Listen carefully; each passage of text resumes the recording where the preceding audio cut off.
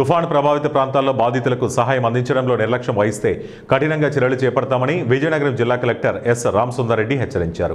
విజయనగరం జిల్లాలో వరద ప్రభావిత ప్రాంతాల పరిశీలనలో భాగంగా బుధవారం తెర్లాం మండలంలోని గంగన్నపాడు గ్రామాన్ని జిల్లా కలెక్టర్ ఎస్ రామసుందర్రెడ్డి పరిశీలించారు. ఆ గ్రామంలో నర్సిపల్లి వారి బంద చెరువు ఓవర్ఫ్లో కావడంతో గ్రామంలోని ప్రధాన వీధుల్లో నీటి ప్రవాహం గమనించిన కలెక్టర్ ఇరిగేషన్ ఏఈతో మాట్లాడి తక్షణం నీటి ప్రవాహం బయటికి పోయే విధంగా చర్యలు తీసుకోవాలని ఆదేశించారు. ఈ సందర్భంగా ప్రజలతో మాట్లాడి వారి సమస్యలను తెలుసుకున్న కలెక్టర్ ఎవరూ ప్రమాదానికి గురి కాకుండా జాగ్రత్తలు తీసుకోవాలని సూచించారు.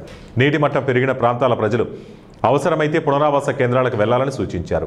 ఎప్పటికే ప్రమాదకరంగా ఉన్న ప్రాంతాల్లోని 4 కుటుంబాలను అధికారులు సురక్షితంగా పునరావాస కేంద్రాలకు తరలించారని పేర్కొన్నారు.